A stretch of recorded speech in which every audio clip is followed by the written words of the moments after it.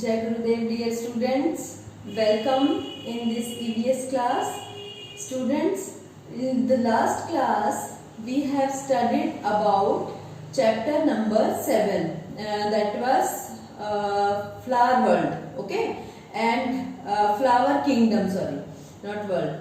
And in that chapter we have learnt about various kinds of flowers and related terms to those flowers, and I have given you notes of that chapter also.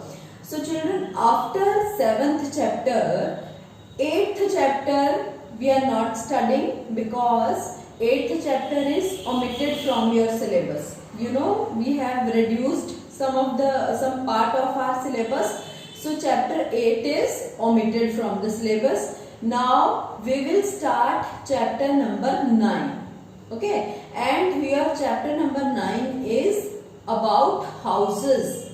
Houses then and now.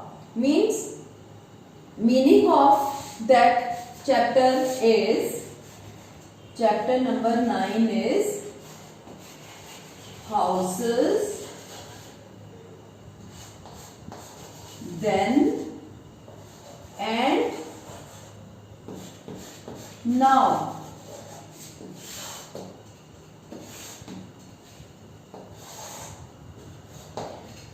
What is the meaning of this thing? Means here in this chapter we will study about the different types of houses, but not only the types of houses, we will study the living pattern of human being also. That means in the past, then means that time which is now past, and during the past time how human beings spent their life. Okay, in which kind of houses human being lived and how he managed his life, about that we will study first. And second thing, now means nowadays which kind of houses we can see in our surrounding or in the village areas, or different type of houses which are existing now in this time. About that we will study in this chapter. So first of all I'll read the paragraph, and after that I'll explain you about that paragraph, and I'll show you pictures also so that you can understand from your book. Pictures are given in your book, you can see in your book and read it by watching the video. Okay, so let's read the chapter first and then we will explain one by one. Okay.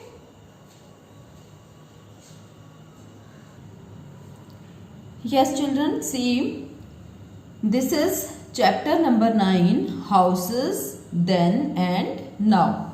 So let's start this chapter. Houses in which we live have changed through the years. Early people. Children, what are the early people? Early people were very old kind of human being, just like this. Okay, this picture is given in your book. At that time human being was not developed. Okay, so that's why it is means a human being was called that time as a early people, or that time of people are called as early people. Their lifestyle was totally different from us. See, they are not covering proper their bodies with clothes, and they don't know how to means live in a society properly, and they didn't know that time to cook food like us. Okay, so children, about this kind of men, these kind of men we will study in this early people. Okay, so early people lived in caves and covered the entrances with logs and stones to protect themselves from cold winds. They also used leaves, branches, and animals' skins inside the caves to add more protection from the cold. So children, here I want to show you about the cave. See, in this picture, cave picture is given, which is given in your book, and cave is like this, means here entrance is here, only small entrance is there, and early men used to live inside these caves. And entrance means this way through which they enter in this cave, that is called entrance. And these entrances they covered with the, when they go inside, that time they covered these entrances with the logs. Logs means piece of wood. Okay, the means that wooden pieces which are cut, and after cutting they used to cover here entrance, so that any wild animal can't enter inside, or means for their protection they were doing these things.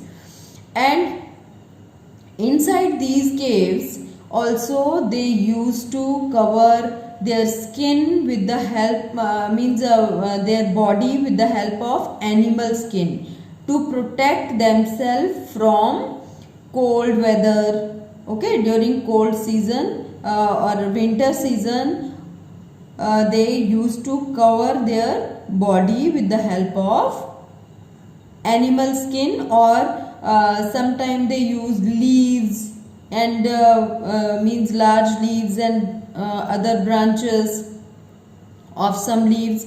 So that time they living this kind of life. Okay, they didn't know that how to make houses or how to make a hut even. So that's why they lived in these kind of caves. Cave means gufa. Okay, so children, this is all about the early men. And let's read next para. The early human settlement were dependent on the availability of water and other natural resources.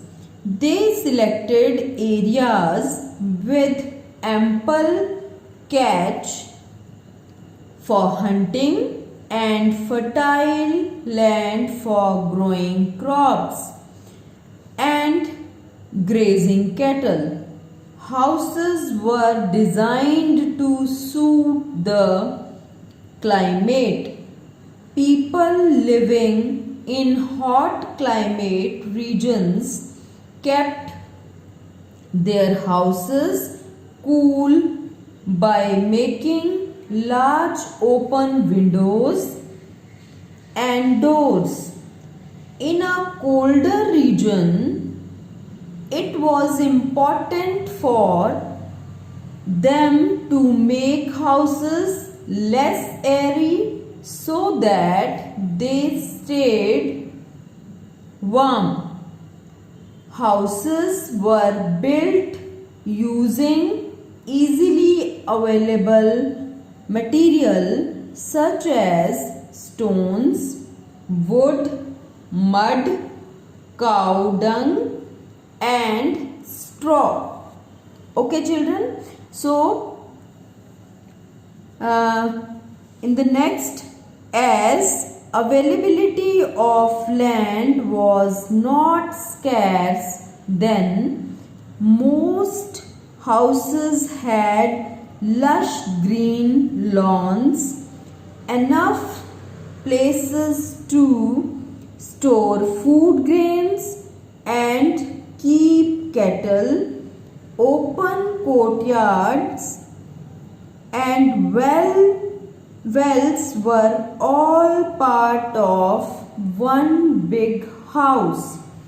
Lots of relatives stayed together in a big house under one roof. Some people lived in the mud houses called kacha houses. The house members collected the cheaply available material and built it all by themselves, whereas some others lived in big, strong stone structures. They were the Pakka houses. So children, about these all 3 paragraphs I'll explain you on the board.